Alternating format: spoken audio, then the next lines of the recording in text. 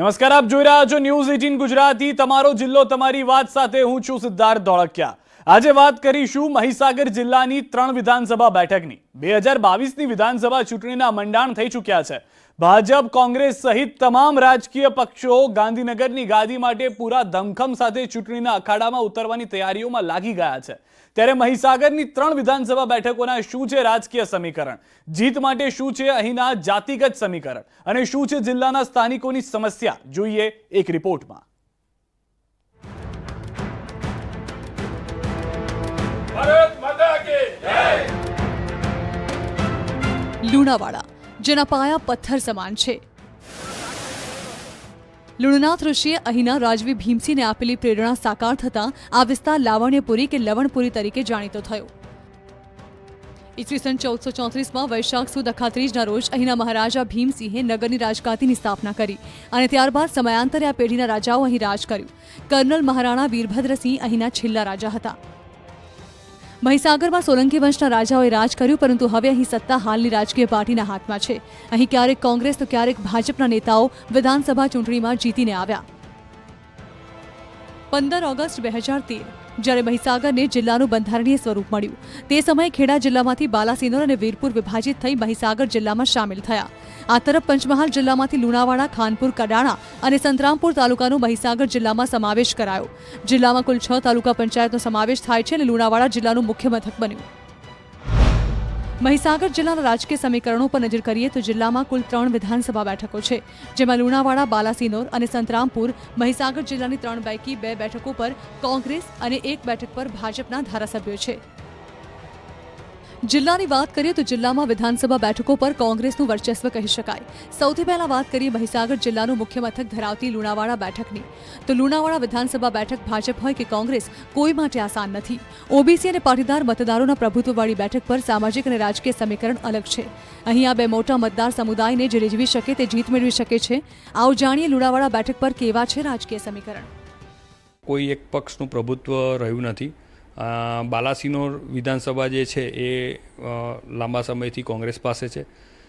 લુણાવાડા વિધાનસભાની વાત કરીએ તો 2007 અને 2012માં કોંગ્રેસ પક્ષમાંથી હીરાભાઈ પટેલ વિજેતા થયા હતા અને 2017માં અપક્ષ ઉમેદવાર તરીકે રતનસિંહ રાઠોડનો વિજય થયો હતો।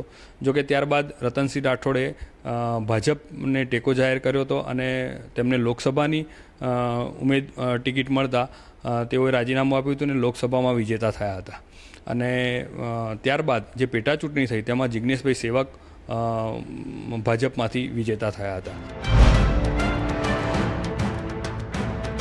લુણાવાડા વિધાનસભા બેઠકનો રાજકીય ઇતિહાસ ઘણો રોચક રહ્યો। 2012માં અહીં કોંગ્રેસમાંથી હીરાભાઈ પટેલની 72,814 મતથી જીત થઈ, તો 2017ના પરિણામોમાં જનતાએ નવા ભાજપને સાથ આપ્યો, ના કોંગ્રેસને, પરંતુ જનતા અપક્ષ ઉમેદવાર પર જીતની બહોર મારી। 2017ની વિધાનસભા ચૂંટણીમાં ભાજપે માનસિંહ ચૌહાણ અને કોંગ્રેસે અજીતસિંહ ચૌહાણને ટિકિટ આપી હતી। આ તરફ રતનસિંહ રાઠોડ અપક્ષમાંથી ચૂંટણી લડી રહ્યા હતા। રતનસિંહ રાઠોડે ભાજપ અને કોંગ્રેસ ઉમેદવારોને પછાડી જીતનો પરચમ લહેરાવ્યો। જોકે ત્યારબાદ રતનસિંહ ભાજપનો કેસરીયો ધારણ કરતા બેઠક પર ભાજપ સત્તામાં આવી ગઈ હતી। 2019ની લોકસભા ચૂંટણીમાં ભાજપે રતનસિંહ રાઠોડને લોકસભાના ઉમેદવારી બનાવ્યા। રતનસિંહ રાઠોડ સાંસદ તરીકે ચૂંટાઈ આવતા તેઓ ધારાસભ્ય પદેથી રાજીનામું આપતા 2019માં અહીં ચૂંટણી યોજાઈ। વર્ષ 2019ની પેટા ચૂંટણીમાં કોંગ્રેસે ગુલાબસિંહ ચૌહાણને ઉમેદવાર બનાવ્યા, તો ભાજપે જિગ્નેશ સેવકને મેદાને ઉતાર્યા। જિગ્નેશ સેવકને 67,391 મત મળ્યા, તો ગુલાબસિંહ ચૌહાણને 55,439 મત મળ્યા હતા। 11,952 મતથી જિગ્નેશ સેવકની જીત થઈ હતી। લુણાવાડા વિધાનસભા બેઠકની જો વાત કરવામાં આવે તો અહીં આ બેઠક પર કુલ 2,60,498 મતદારો છે, જે પૈકી પુરુષ મતદારોની સંખ્યા 1,33,573 છે, જ્યારે કે 1,26,424 મહિલા મતદારો છે।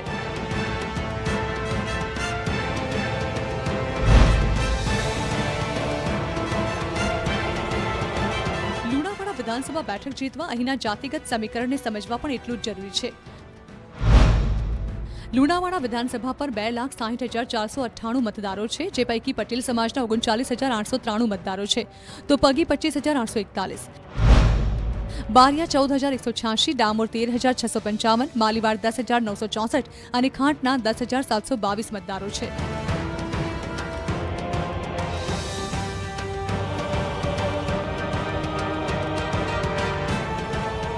આ બેઠક પર સૌથી વધુ ઓબીસી વોટ બેંક હોવા છતાં સમાજના અગ્રણી કાળુભાઈ માલીવાડ જે 2002માં ભાજપના ધારાસભ્ય હતા, પરંતુ 2007માં તેઓ 84 મતથી ચૂંટણી હારી ગયા હતા, જ્યારે 2012માં પણ કાળુભાઈ માલીવાડ 370 મતથી પરાજય થયો હતો.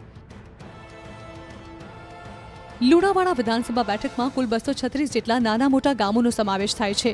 અહીંના લોકો મુખ્યત્વે ખેતમજૂરી અને પશુપાલનના ધંધા પર નિર્ભર છે. આ વિસ્તારમાં ઔદ્યોગિક વસાહત ન હોવાથી લોકો રોજગારી મેળવવા રાજ્યના અનેક ગામોમાં સ્થળાંતર કરે છે. આ વિસ્તાર મહીસાગર જિલ્લાનો આદિવાસી વિસ્તાર છે. આદિવાસીઓ મહુડાના ફૂલ વીણી રોજગારી મેળવે છે અને આ બેઠકમાં મોટા પાયે ગરીબ અને મધ્યમ વર્ગનો સમાવેશ થાય છે. અહીંની વસ્તીમાં આદિવાસી વૈષ્ણવ વાણિયા, બ્રાહ્મણ, મુસ્લિમ, પાટીદાર, માલધારી, ભરવાડ વગેરે જોવા મળે છે. લુણાવાડા વિધાનસભા બેઠકના વિસ્તારોમાં શિક્ષણ, રોજગારી અને પાયાની જરૂરિયાતો સૌથી મોટી સમસ્યા છે. ઔદ્યોગિક વસાહત ન હોવાથી અહીં રોજગારી યક્ષ પ્રશ્ન બન્યો છે. આંતરિયાળ વિસ્તારોમાં પીવાનું પાણી અને રસ્તાઓની સમસ્યા માથાનો દુખાવો છે. ખાનપુર તાલુકામાં આદિવાસીઓના જાતિના દાખલાનો પ્રશ્ન છેલ્લા ઘણા સમયથી ચાલતો આવે છે, જ્યારે આધુનિક યુગમાં પણ અહીં મોબાઈલ કનેક્ટિવિટીની સમસ્યા આજે પણ યથાવત છે. ત્રણેય વિધાનસભાઓમાં અત્યાર સુધી કોંગ્રેસનું વર્ચસ્વ રહ્યું છે. માત્ર કેટલાક કારણોસર 2017માં અમે એક વિધાનસભા સંતરાપુરની ગુમાવી હતી અને લુણાવાડામાં અપક્ષ જે કોંગ્રેસની વિચારધારાવાળા ચૂંટાયા હતા. બાલાસિનોરની વાત કરીએ તો છેલ્લા 25-30 વર્ષથી કોંગ્રેસ સિવાય કોઈ ચૂંટાયું જ નથી. તો જિલ્લાની મુખ્ય સમસ્યાની વાત કરીએ તો બેરોજગારી, મોંઘવારી આ જિલ્લાની મુખ્ય સમસ્યા છે. અને જિલ્લામાં જે જીઆઈડીસી નથી, જોકે જિલ્લાની ભૌગોલિક પરિસ્થિતિ એવી છે કે જીઆઈડીસી, મોટી જીઆઈડીસી અહીંયા આગળ શક્ય નથી. ત્યારે જો જિલ્લાના મુખ્ય જે વ્યવસાય છે, જે ખેતી, તેને અનુલક્ષીને એગ્રોબેઝ જીઆઈડીસી થાય તો આ જિલ્લાને ઘણો ફાયદો થઈ શકે અને બેરોજગારી ઓછી થઈ શકે. લુણાવાડા બેઠકની ખાસિયતો. રાજ્યની મોટી નદીઓ પૈકી એક મહી નદી દ્વારા આ વિસ્તારમાં સિંચાઈ માટે પાણી મળે છે. અહીં કાલિકા માતા ડુંગર અને બાવાનો ડુંગર બંને આસ્થાના કેન્દ્રો છે.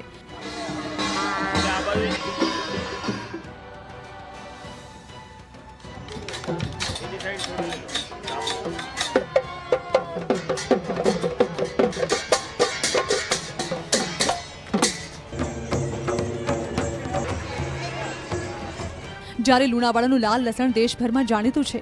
રજવાડી મહેલ, પાનમ, મહી અને વેરી નદીનું સંગમ પ્રવાસન સ્થળ તરીકે જાણીતા છે.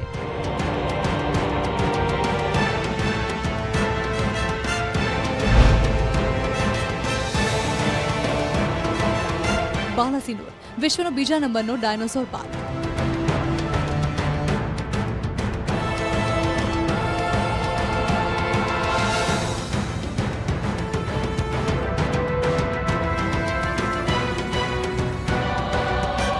બાલાસિનોર તાલુકો ગુજરાતના મહીસાગર જિલ્લાનો તાલુકો છે. બાલાસિનોર આ તાલુકાનું મુખ્ય મથક છે. બાલાસિનોર તાલુકાની એક તરફ અરવલ્લી જિલ્લો તેમજ બીજી તરફ પંચમહાલ જિલ્લો આવેલો છે અને પૂર્વ દિશામાંથી મહી નદી પસાર થાય છે. અહીં વણાકબોરી તાપ વિદ્યુત કેન્દ્ર આવેલ છે. આ સાથે જ બાલાસિનોર વિધાનસભા બેઠક ગુજરાતની 182 વિધાનસભા બેઠકોમાંની 121 નંબરની બેઠક છે. આ બેઠક અંતર્ગત બાલાસિનોર તાલુકાના ગામો, વીરપુર તાલુકાના ગામો, કપડવંજ તાલુકાના ગામો અને કઠલાલ તાલુકાના ગામોનો સમાવેશ થાય છે. બાલાસિનોર નગર અંગ્રેજોના સમય દરમિયાન એક દેશી રજવાડું હતું. બાલાસિનોરમાં છેલ્લા 650 વર્ષથી બાબી વંશજ રાજ કરતા. બાલાસિનોર વિધાનસભા બેઠકના રાજકીય ઇતિહાસ પર નજર કરીએ તો આ બેઠક 1962માં અસ્તિત્વમાં આવી. તે સમયે આ બેઠક એસસી જાતિ માટે અનામત હતી. જોકે ત્યારબાદ 1967માં તેને સામાન્ય બેઠકમાં ફેરવવામાં આવી. અત્યાર સુધીમાં બાલાસિનોર બેઠકમાં કુલ 13 વખત ચૂંટણી યોજાઈ છે, જેમાં કોંગ્રેસ સૌથી વધુ 7 વખત જીતીને આવી. 3 વખત ભાજપના ઉમેદવારની જીત થઈ તો સ્વતંત્ર પક્ષ, રાજપા અને અપક્ષના ઉમેદવાર એક વાર ચૂંટાઈને આવ્યા છે. 1995ની ચૂંટણીમાં ભાજપના ઉમેદવાર માનસિંહ ચૌહાણ બેઠકના ઇતિહાસની સૌથી મોટી લીડ 22,008 મતથી જીત્યા હતા. જ્યારે 1975ની ચૂંટણીમાં અપક્ષ ઉમેદવાર ચંપાબેન મોદી સૌથી ઓછી લીડ 1,625 મતથી જીત્યા.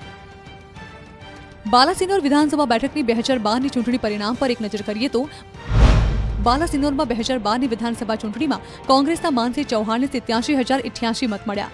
તેની સામે ભાજપના રાજેશ પાઠકને 69,917 મત મળ્યા. માનસિંહ ચૌહાણનો 17,171 મતથી વિજય થયો હતો. 2012 બાદ માનસી ચૌહાણ કોંગ્રેસમાંથી રાજીનામું ભાજપનો કેસરીઓ ધારણ કર્યો. 2017ની ચૂંટણીમાં ભાજપે માનસી ચૌહાણ પર દાવ ખેલ્યો, પરંતુ આ વખતે ભાજપનો દાવ ઊંધો પડ્યો. 2017ની વિધાનસભા ચૂંટણીમાં ભાજપના માનસી ચૌહાણે 74,018 મત મળ્યા, તો કોંગ્રેસના અજીતસિંહ ચૌહાણે 84,660 મત મળ્યા. કોંગ્રેસ ઉમેદવાર અજીતસિંહ ચૌહાણની 10,602 મતથી વિજય થયો. 5 વર્ષના મારા સમયકાળમાં મેં બાલાસિનોર તાલુકામાં વર્ષોથી જે રસ્તાઓ નહોતા થયા એવા આઝાદી પછી નહોતા થયા એવા રસ્તાઓને મેં પ્રાયોરિટી આપી અને મારી વિધાનસભામાં મેં લગભગ 55 જેટલા રસ્તાઓ મંજૂર કરાવી લાવ્યો છું અને એ રસ્તાઓ કાચામાંથી પાકા થયા છે.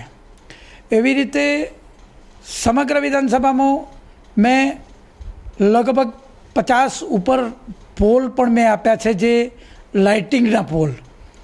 એવી રીતે મારા વિધાનસભા મત વિસ્તારમાં મેં 22 જેટલા પાણીના ટેન્કરો પણ આપ્યા છે.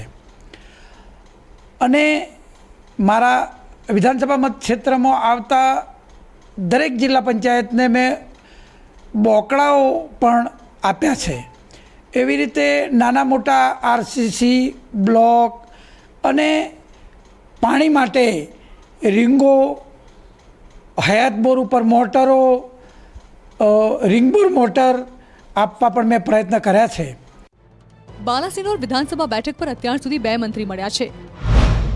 1985 થી 1990માં નૂરજહાં બખ્ત બાબી સમાજ કલ્યાણ, સમાજ સુરક્ષા અને રોજગાર તેમજ મધ્ય ઉદ્યોગના રાજ્યકક્ષાના મંત્રી બન્યા હતા. ત્યારબાદ 1995-96માં ભાજપના માનસી ચૌહાણ શિક્ષણ વિભાગના મંત્રી બન્યા. તો 1996-97માં તેઓ શંકરસિંહ વાઘેલા અને દિલીપ પરીખની સરકારમાં વાહન વ્યવહારના કેબિનેટ મંત્રી બન્યા. બાલાસિનોર વિધાનસભા બેઠકમાં કપડવંશ તાલુકાના ગામ વાઘાણાના મુવાડા, ગોચરણાના મુવાડા, કંબોયા, ગઢિયા, મલાણાના મુવાડા, વલવા મહુડા, કવત, કાશીપુરા, સુકી સહિત ગામડાઓનો સમાવેશ થાય છે. 2017 પ્રમાણે મતવિસ્તારમાં કુલ 2,58,548 મતદારો છે, જે પૈકી 1,34,603 પુરુષ મતદારો, તો મહિલા મતદારોની સંખ્યા 1,23,942 છે. બાલાસિનોર વિધાનસભા બેઠક પરના જાતિગત સમીકરણોની વાત કરીએ તો આ બેઠક પર ઠાકોર મતોનું પ્રભુત્વ જોવા મળે છે. ઠાકોર મત સિવાય અહીં ઓબીસી મતદારોનો પણ દબદબો જોવા મળે છે. કોઈપણ પક્ષની હારજીતમાં 2 જ્ઞાતિ અને સમાજના મતદારોનું પ્રભુત્વ ખાસ જોવા મળે છે. જાતિ આધારિત મતદારોની જો વાત કરીએ તો પરમાર જ્ઞાતિના 85,134 મતદારો છે, તો ચૌહાણ સમાજના 44,092, ઠાકોરના 40,666, પટેલોના 39,402, ઝાલા 34,866 અને સોલંકીના 33,246 મતદારો છે. હવે બાલાસિનોર તો વર્ષોથી જ કોંગ્રેસનો ગઢ છે. બાલાસિનોરમાં કોંગ્રેસ સિવાય ક્યારેય, માનો કે 1-2 વખત સિવાય કાયમ માટે કોંગ્રેસ જ આવે છે. અને અત્યારે તો હવે તો વિચારવા જેવું રહ્યું જ નથી, કારણ કે અજીતસિંહભાઈએ અમારા જે ચાલુ ધારાસભ્ય છે ઘણા બધા કામો કર્યા છે. અને અત્યારે જે સિસ્ટમથી સરકાર ચાલે છે એ જોતાં આ વખતે ગુજરાતમાં બી કોંગ્રેસ જ આવવાની. ભલે ને અગર અમારા કોંગ્રેસના કોઈપણ ધારાસભ્યને કોઈપણ સામ દામ દંડ ભેદ ગમે તે કરીને પણ જો કરે તોય અહીંયા સીટ તો અમારી કોંગ્રેસ સિવાય નીકળતી જ નથી. બાલાસિનોર આંતરિયાળ અને આદિવાસી જિલ્લાઓ હોવાથી અહીં લોકોને ભારે મુશ્કેલીનો સામનો કરવો પડે છે. અહીંની સમસ્યાઓની જો વાત કરીએ તો બાડેલી ગ્રામ પંચાયતની સીમમાં કેમિકલ ડમ્પિંગ સાઇટ સળગતો સવાલ છે. 2015થી સ્થાનિક સાઇટને લઈ રજૂઆત કરાઈ છે, પરંતુ કોઈ પગલાં નથી લેવાયા. આંતરિયાળ વિસ્તારોમાં સિંચાઈના પાણીની સમસ્યા છે, તો લોકોને સ્થાનિક સ્તરે કાયમી રોજગારીનો પણ પ્રશ્ન સતાવી રહ્યો છે. બાલાસિનોર વિધાનસભામાં આ વખતે સૌ ભારતીય જનતા પાર્ટીના કાર્યકર્તાઓએ મન બનાવી લીધું છે કે આ વખતે ભારતીય જનતા પાર્ટીનું એક કમળ બાલાસિનોર વિધાનસભામાંથી ગાંધીનગર ખાતે પહોંચે. આદરણીય પાટીલ સાહેબના માર્ગદર્શન હેઠળ અને નરેન્દ્રભાઈ મોદી સાહેબે જે કામ કર્યા છે, ભૂપેન્દ્રભાઈ પટેલ સાહેબે જે કામ કર્યા છે, એ કામ વિકાસનું ભાથું અને પાટીલ સાહેબનું માર્ગદર્શન લઈને ચોક્કસપણે એમને વિશ્વાસ છે કે બાલાસિનોર વિધાનસભામાં આ વખતે ભારતીય જનતા પાર્ટીનો ઉમેદવાર વિજય બનીને ચોક્કસપણે જશે. અજીતસિંહભાઈનું જોવા જઈએ તો એમના દાદા પણ કોંગ્રેસમાં હતા, એમના ફાધર પણ કોંગ્રેસમાં હતા, એ કોંગ્રેસમાં વરેલા છે. અને એમનું કામ કોઈ પણ નાના માણસને પહેલી પ્રાયોરિટી આપવા અને નાના માણસને સાંભળવાનું એ એમની ખાસ કાર્ય, એમના એવી કામગીરી એમની. અને કોઈ જાતનું એમની પાસે કોઈ વ્યસન નહીં, નિરાભયમાની માણસ. અને ફરી ટિકિટ એમને જ મળવી જોઈએ અને એ આ વખતે જંગી બહુમતીથી જીતશે, કારણ કે એમણે આ વખતે ઘણા સરસ કામો કરેલા છે. 2022ની વિધાનસભા ચૂંટણીમાં બાલાસિનોર બેઠક જીતવી ભાજપ માટે મહત્વની બની રહેશે. જો કે કોંગ્રેસ પણ પોતાની પરંપરાગત બેઠક જીતવા માટે એડી ચોટીનું જોર લગાવશે. ત્યારે જોવાનું રહેશે કે અહીંની જનતા આગામી ચૂંટણીમાં કોના માથે વિજય તિલક લગાવે છે. સંતરામપુર વિધાનસભા બેઠક 1947 પહેલા સંતરામપુર રજવાડું હતું. 10 જૂન 1948માં ભારતમાં જોડાયું. સંતરામપુરમાં પરમાર વંશના રાજાઓએ શાસન કર્યું અને તેઓ અહીંની આદિવાસી પરંપરાને જીવત રાખી. અહીંના માનગઢ ટેકરી, કડાણા ડેમ જાણીતા સ્થળો છે, તો ભુવનેશ્વરી મંદિર અને હરસિદ્ધિ મંદિર અહીંની આસ્થાના કેન્દ્રો છે. અહીંનો ઐતિહાસિક રવાડી મેળો પણ આકર્ષણનું કેન્દ્ર છે. માનગઢ સ્વતંત્રતા સંગ્રામમાં અહીંના આદિવાસીઓના બલિદાનનું સાક્ષી છે.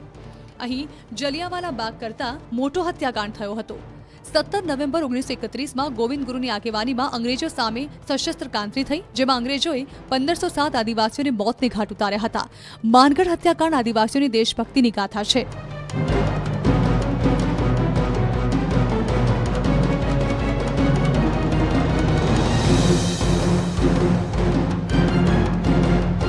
સંતરામ વિધાનસભા બેઠક પર 2022ની ચૂંટણીમાં ખરાખરીનો જંગ જામશે. આ બેઠકના રાજકીય સમીકરણની જો વાત કરીએ તો આ બેઠક આદિવાસી વોટ બેંકનું પ્રભુત્વ છે. 2017માં ભાજપને 49.7% અને કોંગ્રેસે 44.46% મત મળ્યા. સંતરામપુર વિધાનસભા બેઠક પર વર્ષ 1962થી અત્યાર સુધીમાં 13 વખત ચૂંટણીઓ થઈ ચૂકી છે, જેમાં સૌથી વધુ કોંગ્રેસના ઉમેદવારો ચૂંટાઈને આવ્યા છે. 2017ની વિધાનસભાની ચૂંટણી પર નજર કરીએ તો 2017માં ભાજપના ડોક્ટર કુબેર ડિંડોર સામે કોંગ્રેસના ગેંડાલભાઈ ડામોર ચૂંટણી મેદાને ઉતર્યા હતા. ડોક્ટર કુબેર ડિંડોરને 68,362 મત મળ્યા હતા, જ્યારે કે ગેંડાલભાઈ ડામોરને 61,938 મત મળ્યા. ડોક્ટર કુબેર ડિંડોરનો 6,400 મતથી વિજય થયો હતો. તાજેતરમાં જ ગુજરાતની નવી સરકારમાં ડોક્ટર કુબેર ડિંડોરને રાજ્યકક્ષાના મંત્રીનું સ્થાન આપવામાં આવ્યું. વર્ષો જૂના અમારા પ્રશ્નો હતા અને મને કહેતા એ બાબતનો આનંદ છે કે વર્ષો સુધી અમારી સીટ જે છે સંતરામપુરની એ કોંગ્રેસ હસ્તક રહી છે. જે ગતિએ જે રીતે કામો થવા જોઈતા એ થયા નહોતા, પણ મને કહેતા બાબતનો આનંદ છે કે અમારે ડેમ બન્યા. આખું ગુજરાત જાણે છે કે કરણા જળાશય બન્યો. 1969માં ખાતમુહૂર્ત થયું, 1973માં પૂરો થયો અને 3220 પરિવારો વિસ્થાપિત થયા, 53 ગામો ડૂબાણમાં ગયા. પણ એ સમયેની સરકારો જે રીતે અમારા આદિવાસી સમાજના જે ડૂબાણમાં ગયેલા ગામો અને જે વિસ્થાપિત થયેલા જે પરિવારો હતા એનું વિસ્થાપન કરવાનું જે કામ કરવાનું હતું એ કરી શક્યા નથી. એ સમયે એકરે 200 રૂપિયા 300 રૂપિયા વળતર આપ્યું અને આજે 258 ખાતેદારો એવા છે કે જેમને આજની તારીખે પણ જમીન નથી મળી. એ આ બાબત મારા ધ્યાનમાં હતી એટલે મેં સરકારમાં રજૂઆત કરી. અમારા સન્માન્ય મહેસૂલ મંત્રી શ્રી, સિંચાઈ મંત્રી શ્રી સાથે બેઠક કરી અને 258 ખાતેદારોને જમીન મળે એના માટેના મારા પ્રયત્નો છે. વર્ષ 2012ની ચૂંટણીના પરિણામ પર નજર કરીએ તો કોંગ્રેસે ગેંડાલભાઈ ડામોર સામે ભાજપના માનસી ભામતને મેદાને ઉતાર્યા હતા. કોંગ્રેસના ઉમેદવારને 68,026 મત મળ્યા, જ્યારે કે ભાજપના ઉમેદવાર માનસીને 43,372 મત મળ્યા. કોંગ્રેસના ઉમેદવારનો જંગી બહુમતીથી વિજય થયો હતો.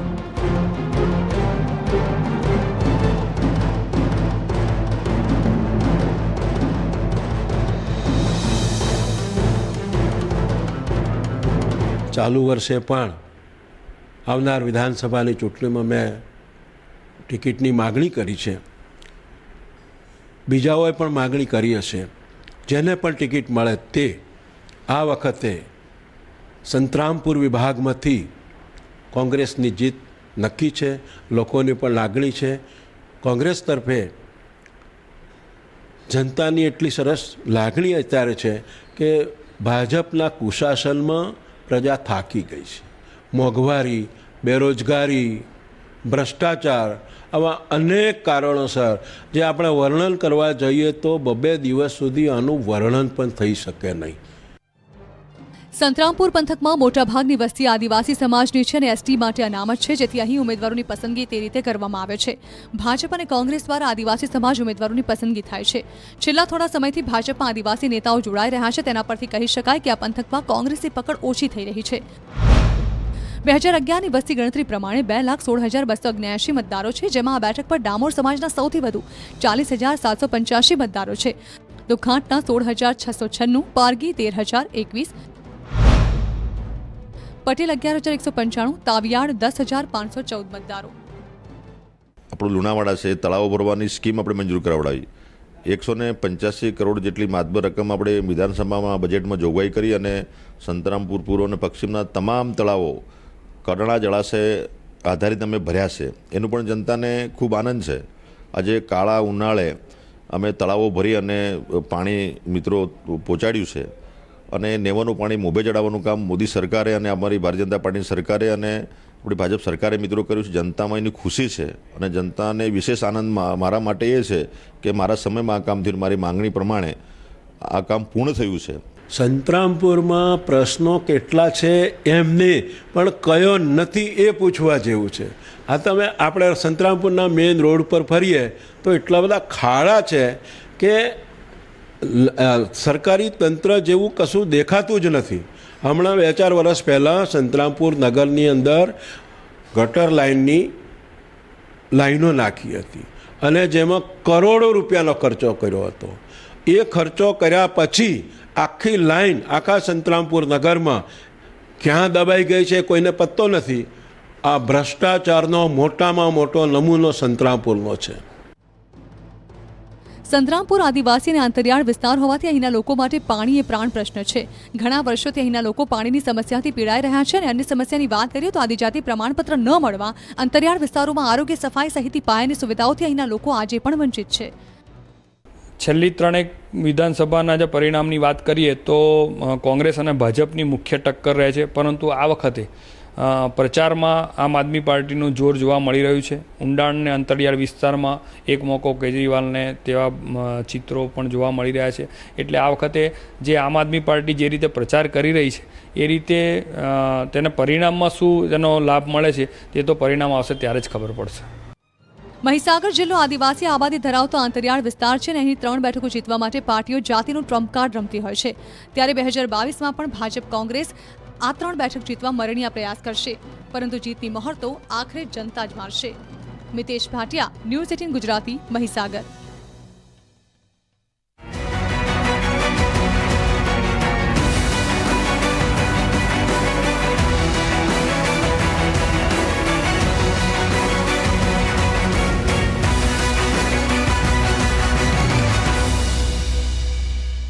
पेट सफा आयुर्वेदिक